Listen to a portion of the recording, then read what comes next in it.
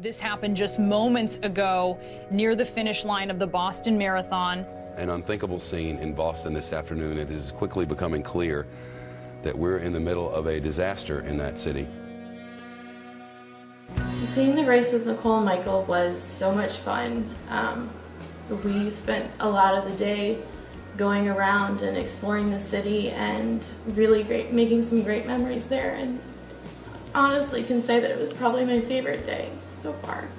It was great because my mom and I are the kind of the big runners of the family, and we can get caught up in being in the racing energy, so it was really nice to have Michael and Erica there and really make it a family environment for my mom. It was incredible to watch my mom run the race because she couldn't run it the 2 years before. And she had trained really hard to run it, so I knew that it was really important to her. So it was an honor for me to watch her run. The atmosphere in Boston on race day is just like nothing else. I mean, it's really special. The whole city kind of shuts down. It's a big party. There's a lot of people out. There's a lot of positivity, and it's just neat to see so many people support, one race that has become such an impactful race among the marathon community. So it was really neat.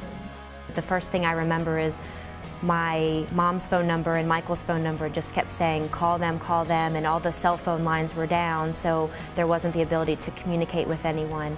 And I just had to focus on what the doctors were telling me to do, and it's hard to remember a lot of things because of the state of shock I was in and the drugs that they gave me right away to ease the pain. So I don't remember that much as far as the first moment being rolled in, but I do remember after the initial surgery just being in a room and just waiting for Michael or my mom to come find me. When I first saw her, it was a good relief. She was there, she was alive. She was kind of, speaking and somewhat out of it with all the medication and the pain and whatnot. But I mean, what a relief, because at the bombing, wasn't able to find her when I was there, and so to kind of finally see her in one piece, and although she was from in a lot of pain and had a long road ahead of her, as we still do, but it was relieving. It was stressful because from a family perspective, kind of going between the two hospitals, and you're at one hospital and then you hear, oh well, Nicole's about to have something, so you kind of run back. I mean, I think that was the hardest part of all of it, is that I couldn't connect with her in a way that I knew exactly what she went through and knew right away what her injuries were. So it was very tough to hear the news from someone traveling from across another hospital to come tell me what was going on. Seeing Nicole for the first time was kind of like Christmas morning. We had been apart for 3 weeks, and when I went over to see her and surprise her, it was incredible, and I had nervous butterflies for some reason, but I was so excited to see her, and all I could do was hold her hand, but that was enough for me. I hear the door open and start to see someone sitting, just being rolled in, and when I saw her, I just completely lost it. But it was in such a healing way because we were able to hold hands and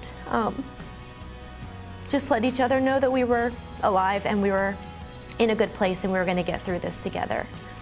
The road to recovery is hard. You have your ups and downs, you have really good moments and you have really bad moments, but I've made the promise to myself to stay positive through all of it, and to keep a smile on my face so that I come out a stronger person.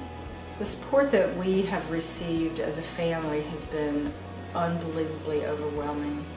From the doctors to the nurses to friends to family and people that we don't even know. It's what's really gotten us through this hard time.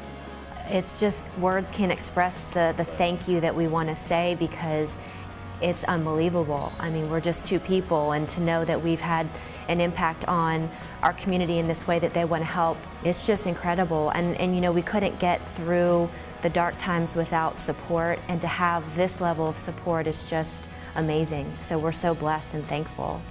Yeah, we had a lot of people kind of throughout this process, talk to our strength and how you guys are remaining so positive, and that's inspiring to us. And we look at each other and we say, well, I mean, the only way we're able to do that is because of who we have standing behind us, which is certainly the friends and family that we have, but also those people who just, they saw a picture, they heard about the event, and they felt some sort of connection to us. And when the times are dark and those happen, we draw on that strength, and it's been so impactful for us.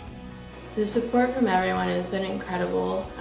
I have an amazing support system at home with my parents and my aunts and uncles and friends, but also people that I don't even know have reached out to me and just sent, cards of love and well wishes, and it's helped me stay positive throughout the whole experience. I'm just so proud of them, the way they've handled the whole situation, how they've stayed positive through this whole ordeal. And I think we've become much closer to each other, more supportive, and we're just moving forward and looking for the good that's going to come out of this tragedy.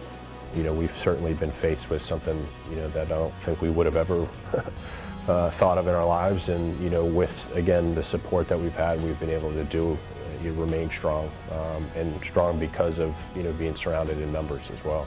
To say the why me, it kind of attributes to negativity. We don't feel sorry for ourselves. We look at it as this happened for a reason, and whatever that reason is, we're going to figure it out. But I have this quote that kind of stays in my mind of, you were given this life because you're strong enough to live it. And I totally believe that. I totally believe that we're going to be okay from this, and will help to inspire other people to know that despite tragedy comes, positivity, and love, conquers hate. And we hope that we can be role models for that. You belong with me, not swallowed in the sea. Yeah, you belong with me, not swallowed in the sea.